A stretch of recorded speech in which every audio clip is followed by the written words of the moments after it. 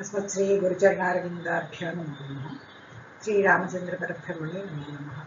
चूडामणीकृतविधुः वलयीकृतवासतिः भवो भवतु भव्याय लीलाताण्डवपण्डितः।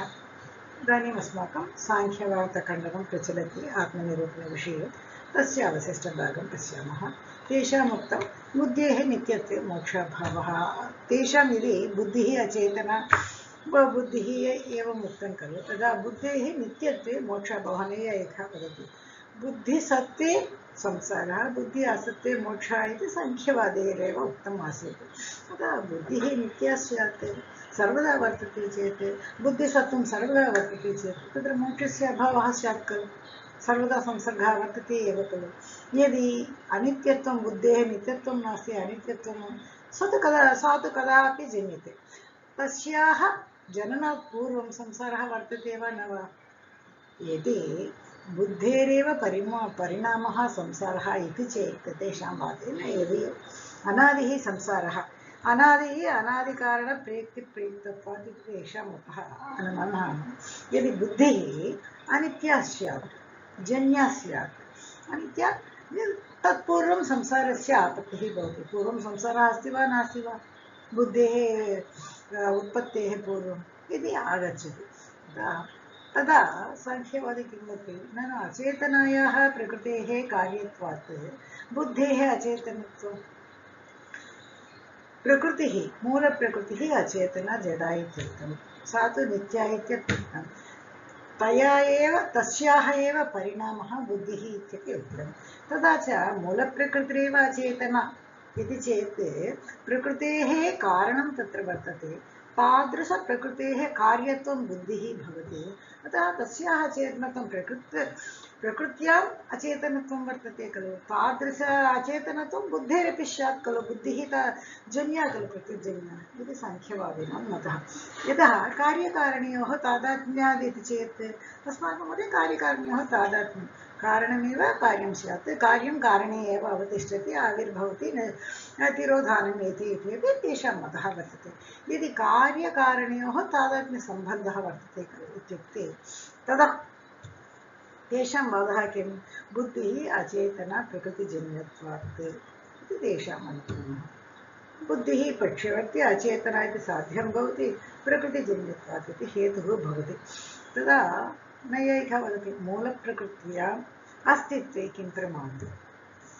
मूलप्रकृतिः अस्ति इति किं प्रमाणम् इत्युक्ते बुद्धिः जन्या कृत्यादिपरिणामवत्वात् इति सः वदति। बुद्धिः जन्या एव, कृति आदि बुद्धौ एव वर्तते, परिणामरूपेण वर्तते, तदेव तादृशमेव बुद्धिः समान बुद्धेः परिणामं यदि कृत्यादि भवति, तदेव बुद्धिः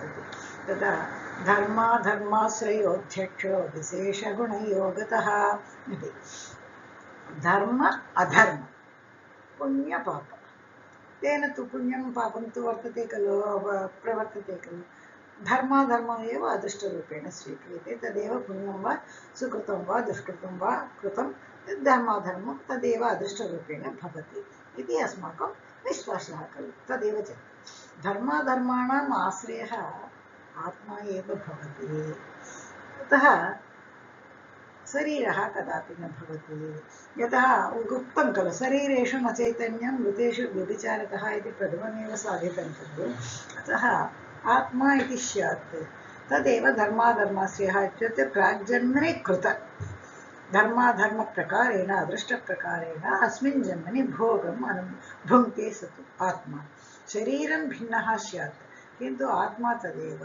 अतः कर्ता आत्मा एव किमपि कर्ता कर्तृरूपेण तस्य अदृष्टः भवति तत् फलरूपेण सुखं वा दुःखं वा अन्यजन्मनि अग्रिमजन्मनि आगामिजन्मनि सः भुङ्क्ते एव इति अतः विशेषगुणयोगतः अध्यक्षः अक्षः अधि अक्षः अधि इत्युक्ते प्रति अक्षं प्रति पुरतः प्रत्यक्षम् इत्यर्थः भवति विशेषगुणयोगतः विशेषगुणाः ये ये वर्तन्ते तेषां गुणयोगतः तद् आत्मा सिद्ध्यति आत्मा यदा उक्तते मुक्तावली धर्माधर्मेपि आत्मा इति अनुषज्यते धर्माधर्माश्रयः आत्मा इति विशेषगुणयोगतः अध्यक्षः भवति प्रत्यक्षः भवति आत्मा कथं प्रत्यक्षः भवति विशेषगुणयोगतः विशेषगुणाः के इति वदन्ति इदानीं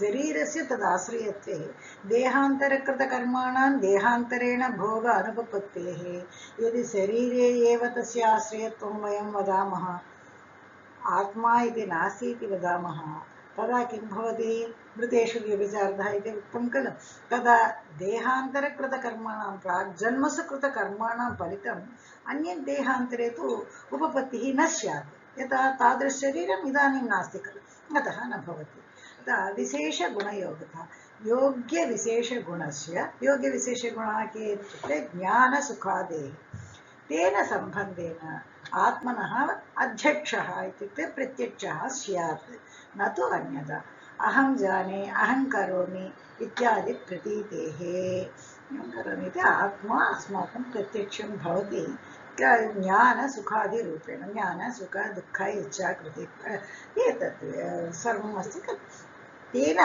अस्माकम् आत्मनः प्रत्यक्षं स्वयं भवति परकीयात्मनः भवति वा इत्युक्ते परकीयात्मः यद्यपि अस्माकं प्रत्यक्षरूपेण न भवति किन्तु तेषां भोगेन तेषां करणेन अस्माकम् एवं तु प्रत्यक्षं स्यात् प्राग्जन्मनि तेन किं कृतम् इति प्रत्यक्षं स्यात् इति नमस्काराः धन्यवादाः स्वस्ति प्रजाभ्यः परिपालयन्तां न्याय्येन मार्गेण महीं मनीषाः गोब्राह्मणेभ्यः शुभमस्तु नित्यं लोकाः समस्ताः सुखिनो भवन्तु।